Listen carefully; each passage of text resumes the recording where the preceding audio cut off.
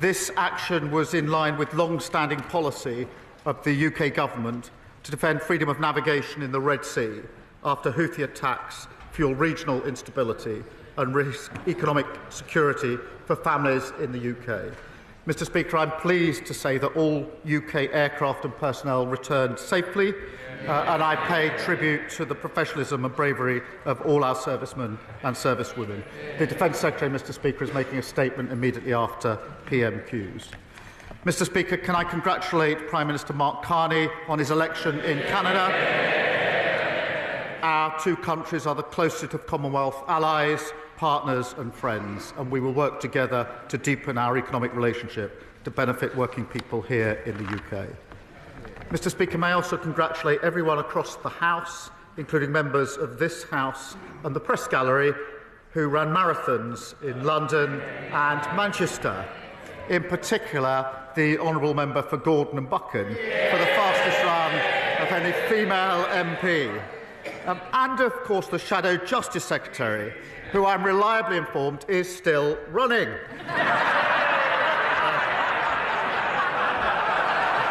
Mr. Speaker, this morning I had meetings with ministerial colleagues and others.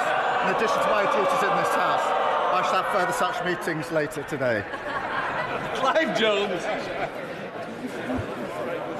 Thank you very much, Mr. Speaker. I'd like to associate myself with the remarks of the Prime Minister about the professionalism of our armed forces, and also congratulate Mark Carney on being elected as Prime Minister of Canada. And also everybody who took part in the London Marathon. Both my daughters have done it.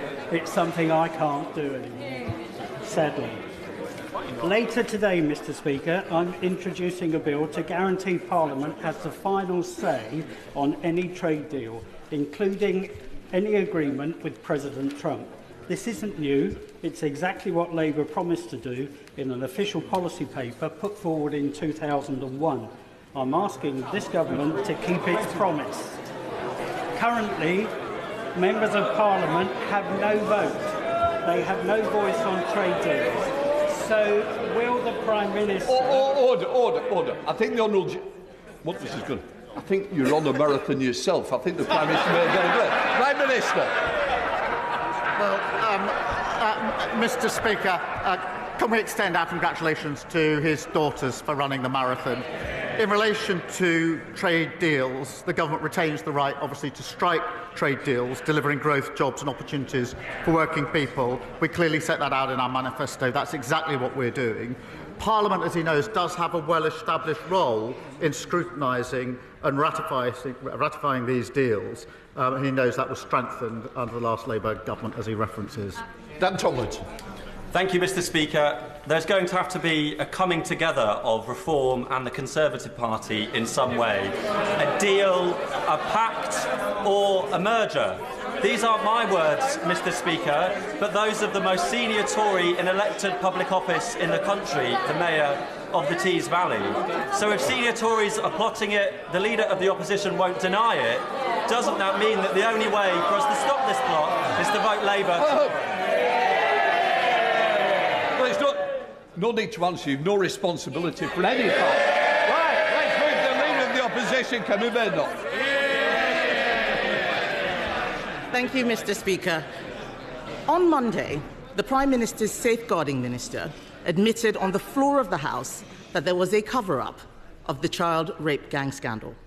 Does the Prime Minister think we should expose this cover-up? Mr. Speaker, this is obviously a serious issue. I oversaw the first grooming gang prosecution, which was in Rochdale more than a decade ago. There is a contrast here because the Leader of the Opposition, when she was Minister for Children, Women and Equalities, never raised this issue in the House in 3 years. Mr. Speaker, the Shadow Home Secretary held 352 external meetings during 20 months. How many were on this issue? Not one. And they failed, of course, to implement a single recommendation for the independent inquiry into child sex abuse. Mr. Speaker, my position is absolutely clear. Where there's evidence, the police should investigate and there should be appropriate prosecutions. That's route number one. Route number 2, we should implement existing recommendations, which did expose what went wrong.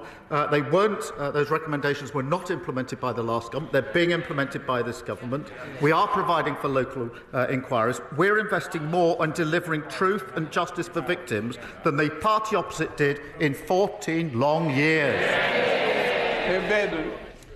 Mr. Speaker, in the last year of Conservative government, we had a gangs task force that found 500 perpetrators, protecting thousands of victims. We launched that inquiry that he's talking about, but more still needs to be done. It's now 4 months since I asked him for a full national inquiry. Instead, he promised 5 local inquiries. There will be one in Oldham. Will he now name where the other 4 inquiries will be? Prime Minister. Mr. Speaker, we are providing for local inquiries. This is a serious... Well, they've got so much to say now. Why did they not... Mr. Speaker, why did they not implement a single recommendation in the 14 years they had in office? We're taking forward those. There are recommendations already in place about the change that needs to be taken. They sat on a shelf under the last government. We are acting on them. We are providing for local inquiries, and we're investing more in delivering truth than they ever did. He cannot name a single place because nothing is happening. He stood there at the dispatch box, promised 5 local inquiries. Nothing is happening. On the last day of term, he had his minister come out to water down the promise to say they would provide funding. That is not good enough. At least 50 towns are affected by rape gangs. Places like Peterborough, Derby, Birmingham, Nottingham, Leicester, Rotherham, Rochdale and Preston. Is he dragging his heels on this because he doesn't want Labour cover-ups exposed?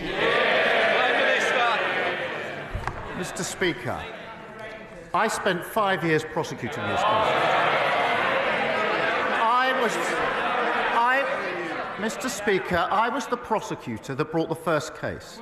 And when that file was brought to my attention, Mr. Speaker, I noticed that one of the defendants had not been prosecuted previously. Far from covering up, I asked for that file so that I could have a look at it.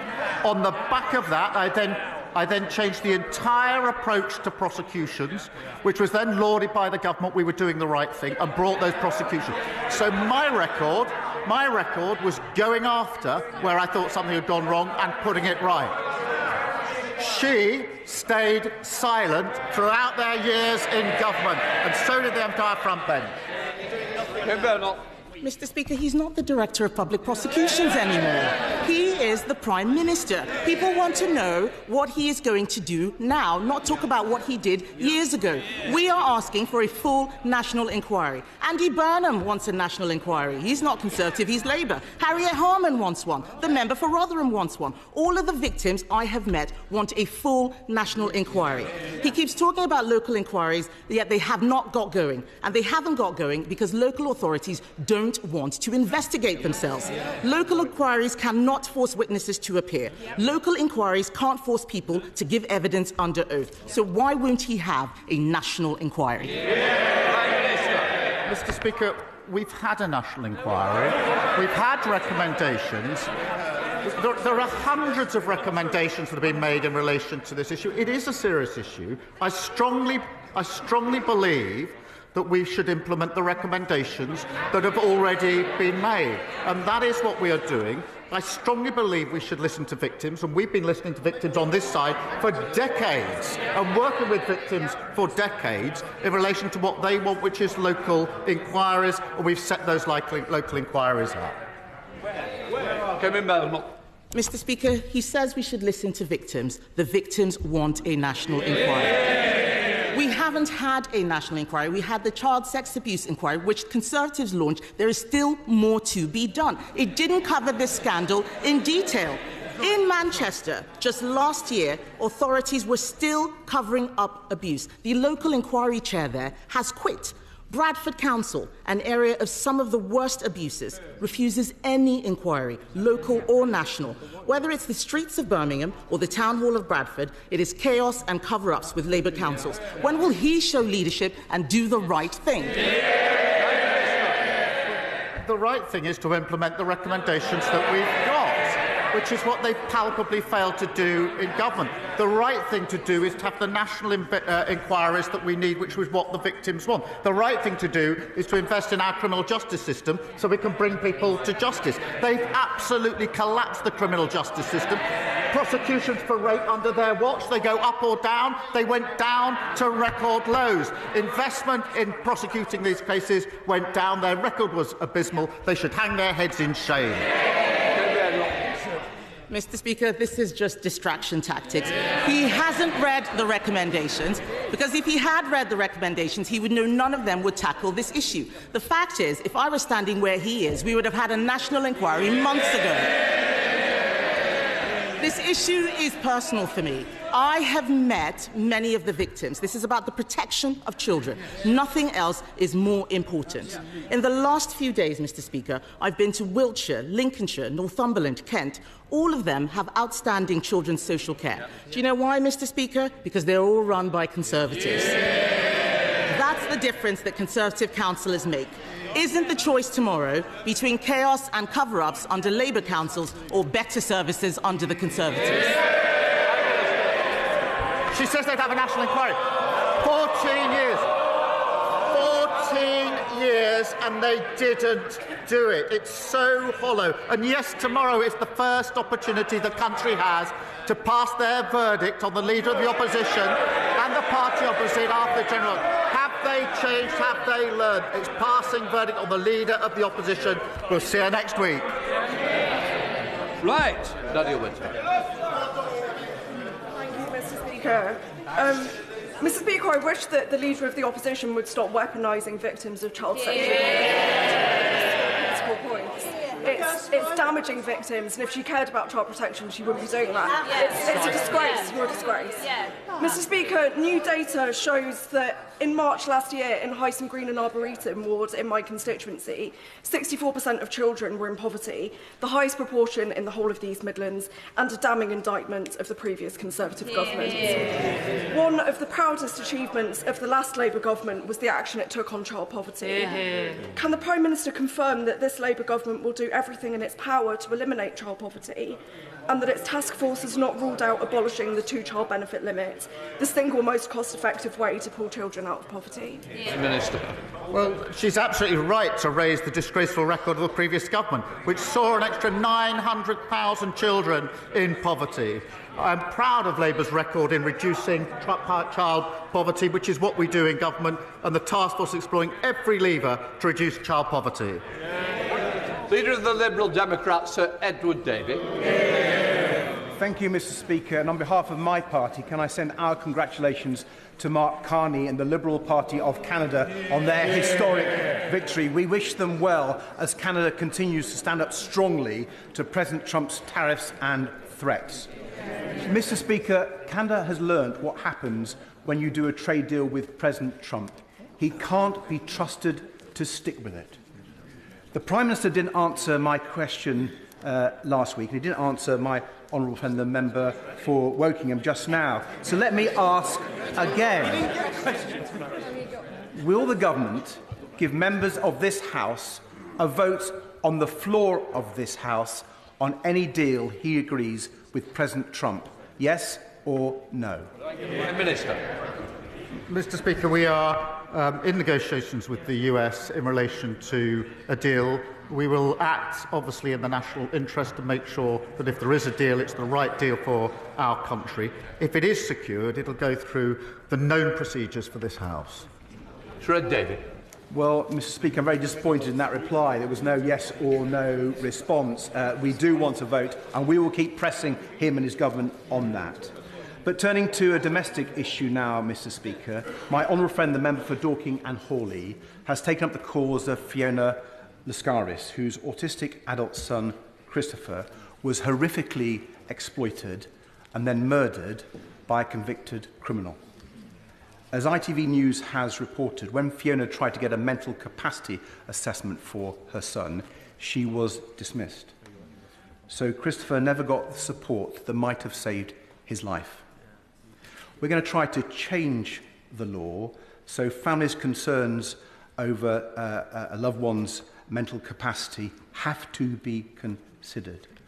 will the Prime Minister give his personal backing to that change to stop another tragedy like Christopher's? Prime Minister. Well, I thank him for raising that terrible case, and I think the thoughts of the whole House will be with Christopher's family and friends affected by this, and we'll certainly look into what else we can do, and if there's further details that can be given to me of the particular case, I'll make sure that we follow it up. Jenko. Thank you, Mr. Speaker. I'd like to start by congratulating Truro City Football Club, who've gone from homelessness to league champions in one season. Yeah. In Cornwall, clean energy is a huge opportunity. We're fortunate to have vast natural resources, onshore, offshore winds, geothermal and tidal. We have a strategically vital port and a workforce ready to step up. I welcome that Falmouth Community Hospital will be getting new solar panels and benefiting from those first investments made by GB Energy.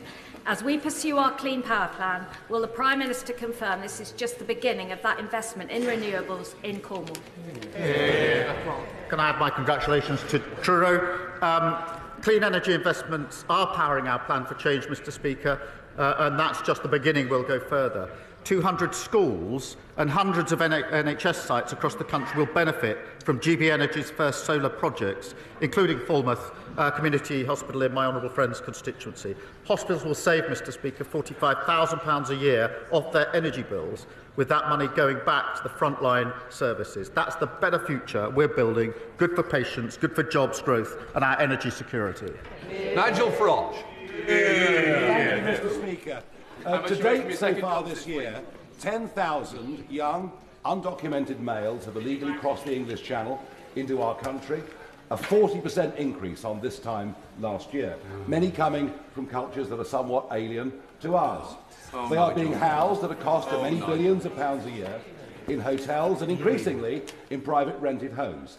The effect on communities is one of a sense of deep unfairness, actually bordering on resentment. In Runcorn alone, there are 750 of these young men. Just in one. Is it not time to admit that Smash the Gangs was nothing more than an election slogan and not a policy? And isn't it time to declare a national emergency and to act accordingly?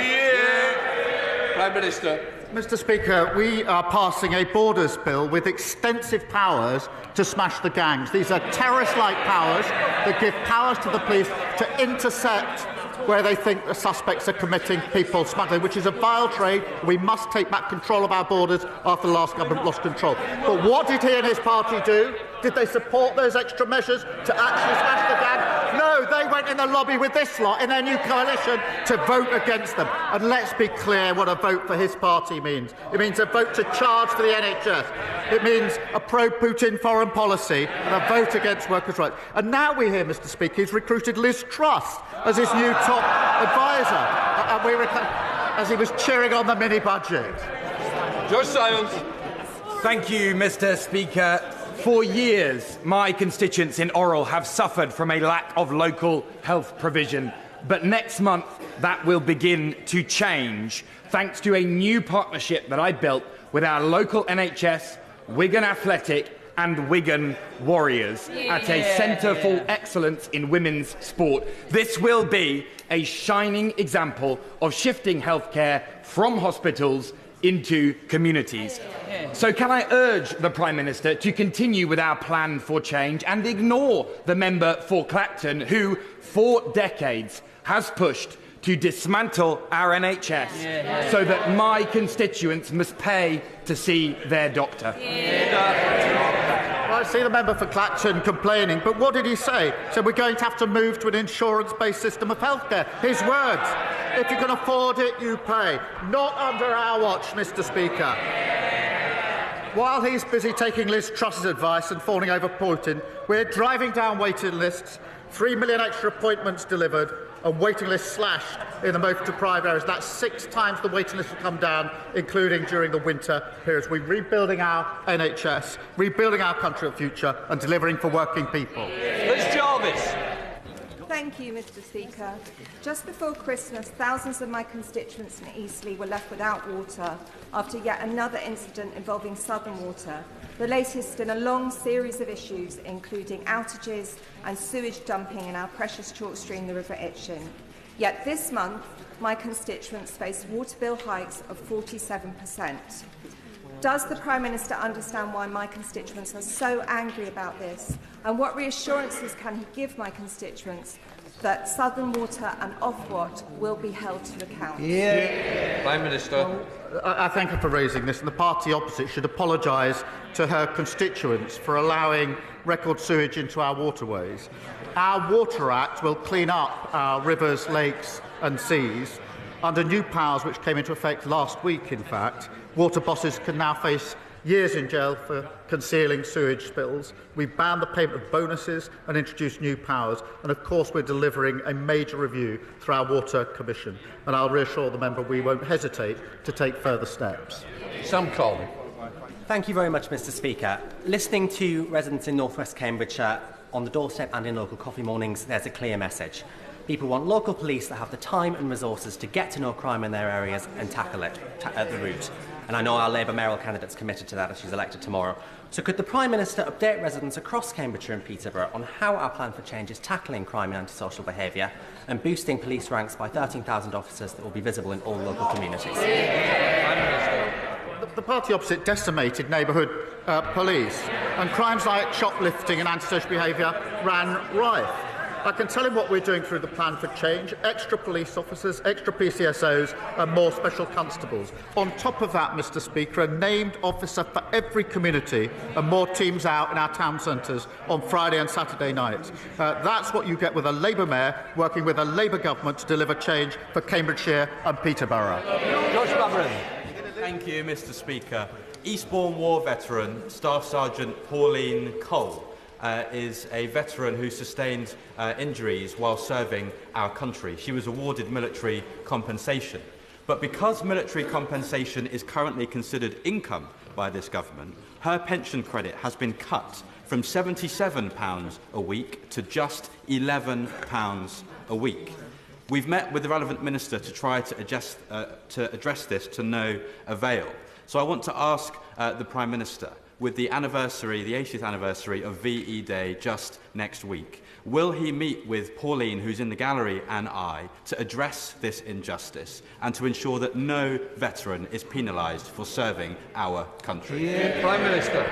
Can I thank him for raising this important issue with us? We will always stand up for those who serve our country. I paid tribute to Pauline for her service, and I will make sure that she gets the appropriate meeting that she wants and needs to discuss her specific case.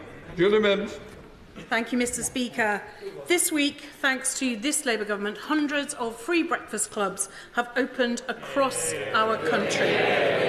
Will the Prime Minister join me in sending good wishes to the staff and pupils at Castle Carrick, Udale, Longtown, Inglewood, Brook Street, Blackford, Hallbank Gate and Bishop Harvey Goodwin schools in my constituency, which are among the first to benefit from this important scheme? And can he confirm that this is just the start of Labour's plan for change to deliver for working parents? Well, look, let me pay tribute to all the staff in her constituency who are working in the breakfast clubs, which, of course, Mr Speaker, deliver free breakfast clubs, 30 minutes of free childcare, saving working parents £450 a year, and we've opened the first 750 across the country. There'll be many more to come, Mr Speaker. We are, of course, also saving parents £50 a year by making school uniforms cheaper, something the Leader of the Opposition ordered all her troops to vote against. Thank you, Mr Speaker. The playing of music and loud videos on public transport without headphones is becoming increasingly common.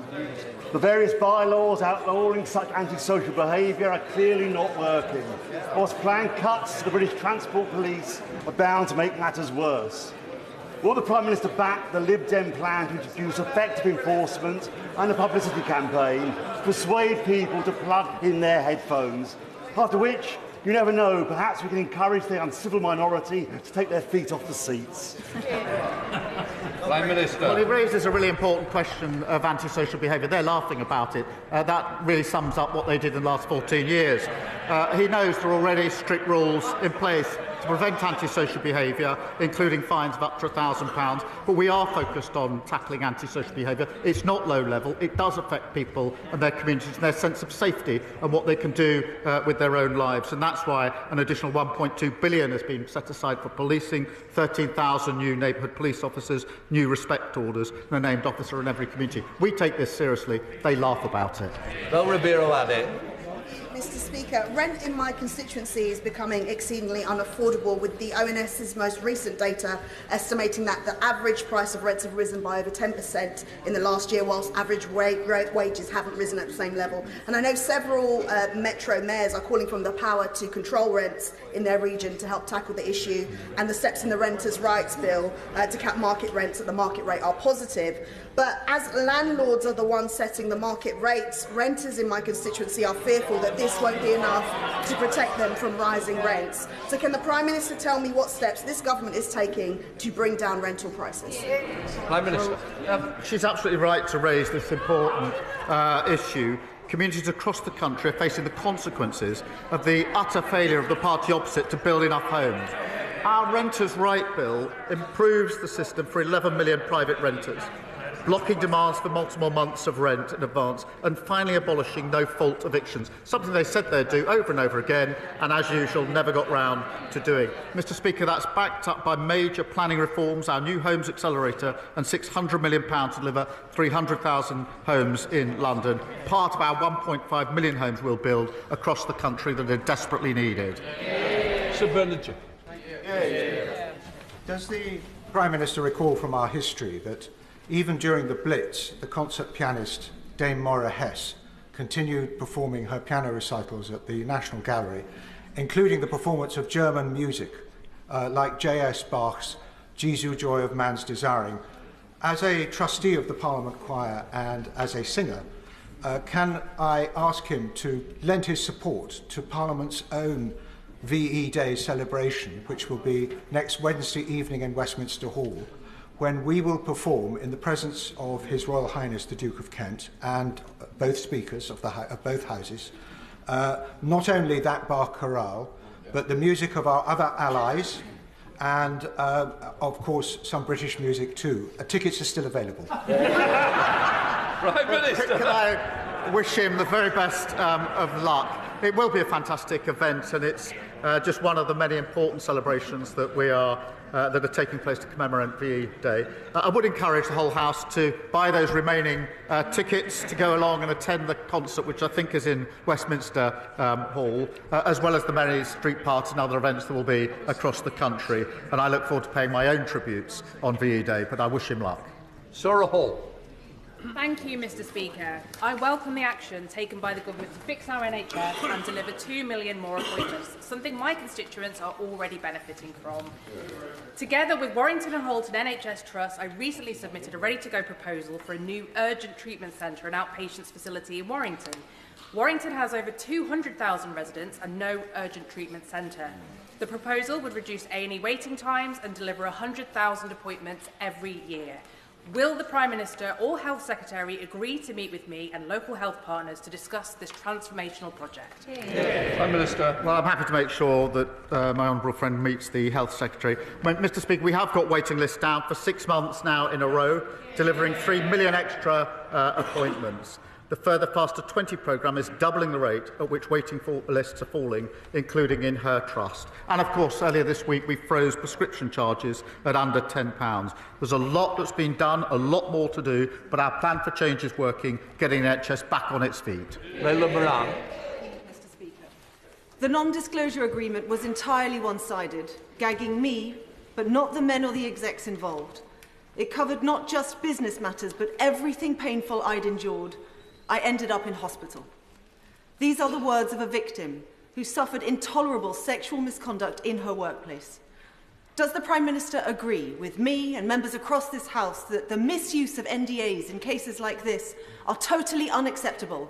And if so, will he help us in amending the Employment Rights Bill going through the Lords now to stop this pervasive practice once and for all? Prime Minister. She's right to highlight the misuse of NDAs, and I don't think anybody would countenance the misuse of NDAs, particularly in a case as serious as the one that she cited, which is why we're looking whatever we can do to make sure they're not misused.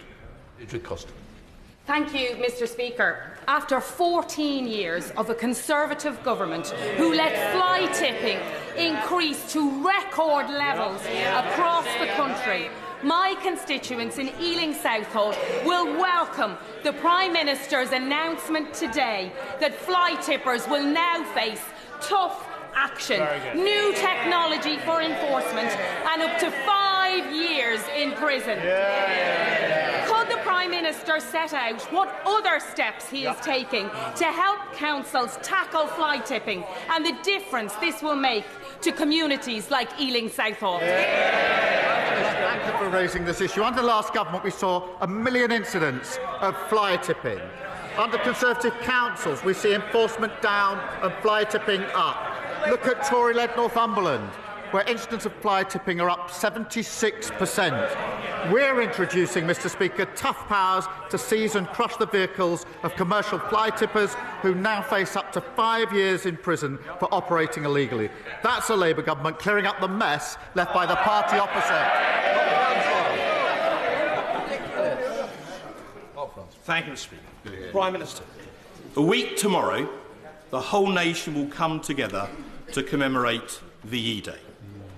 Those who fought in World War II, including my own father, would often attest that no one did more to maintain their morale in adversity than Dame Vera Lynn, the force's sweetheart. A doughty band of campaigners for several years have been trying to create a national memorial in her honour. I'm pleased to tell the House they now have a stunning design.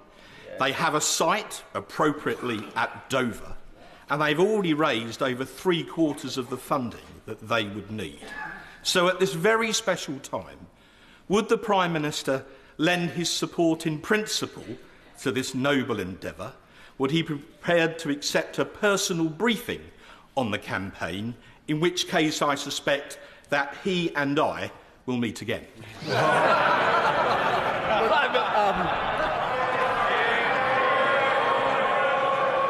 Always a pleasure. But look, I'm going to congratulate him on his campaign. It is really important, and many people were delighted, I think, to join that campaign. Dame Vera is sewn into our nation's soul, providing the soundtrack for our greatest generation, and so it's particularly timely. So I'll support the campaign that he has done so much to promote. Adam Thompson. Thank you, Mr. Speaker. Whether it is the crevasse on the island outside of Asda in Long Eaton or the array of tyre poppers on Quarry Hill Road in Ilkeston, every day my inbox is filled with complaints about potholes that Conservative Derbyshire County Council has failed to fix. Given that the government has poured £1.6 billion of extra funding into road repairs and that tomorrow is the Derbyshire County Council elections, does the Prime Minister agree with me that it is high time that Erewash and the wider Derbyshire got itself a Labour council that will actually repair the roads? Well, he's absolutely right. Conservative Derbyshire County Council is home to more potholes than anywhere else in the country, and drivers are paying the price. Mr. Speaker, our plan for change has committed enough funding to fix 7 million extra potholes this year, and for the first time, councils like Derbyshire must publish how many potholes they've actually repaired in order to get the cash. The party opposite left Britain's roads crumbling. We are fixing them. Sammy Wilson. Mr. Speaker, the blackouts in Spain, which have caused chaos, the realisation amongst many backbenchers in his own party that thousands of jobs are being lost in Scotland in the oil industry, and the fact that businesses are facing energy costs which are making them uncompetitive and consumers being plunged into poverty, fuel poverty. Does he not recognise that his net zero policy is not only bad, but it's mad? And indeed, his own former leader is now accepting this. Will he not accept the advice from someone within his own party if he won't accept advice from this side of the House? Prime Minister. Well, many years on the opposite benches, I learned when asking questions that PMQs, not just to read the headline on a Wednesday morning, but to look at some of the detail. What Tony Blair said is we should have more carbon capture. We've invested in carbon capture. That's many jobs across different parts of the country. He said that AI should be used. We agree with that. We've invested huge amounts in AI on the jobs of the future. He also said we need domestic targets so that businesses have their certainty. If you look at the detail of what Tony Blair said, he's absolutely aligned with what we're doing here. These are the jobs and the security of the future. I would also say that we shouldn't weaponise the difficult position that people in Spain and other countries find themselves in at a very difficult time. Final question, Alex Bellinger. Thank you, Mr. Speaker. I welcome the government's decision this month to secure British steel, and at a time when European security is critical, it is defence manufacturers in the Black Country, like Summers Forge in Hell's-Owen and BB Price in Cradley Heath, that will be using that steel to make the military equipment that our defence needs. Will the Prime Minister commit to make manufacturing investment in the Black Country a national priority so that we can live up to our industrial heritage and create the high-quality defence jobs that our region so desperately needs? Prime Minister. I pay tribute to my honourable and gallant friend for his service to his country. He understands our national security and economic security go hand in hand. Mr. Speaker, it's vital that defence investment creates more jobs, apprenticeships and opportunities in the Black Country and across the United Kingdom. That's why we've launched a new hub to give up to 12,000 small firms better access to defence contracts. And of course, we're raising defence spending, the highest sustained increase since the Cold War, something the party opposite failed to do in 14 years in office. Right, we'll let the front bench change over.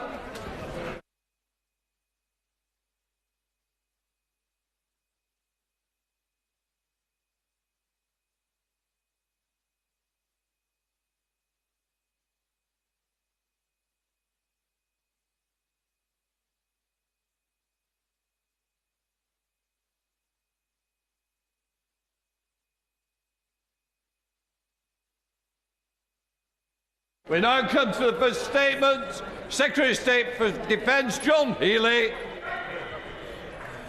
With permission, Mr. Speaker, I wish to make a statement to update the House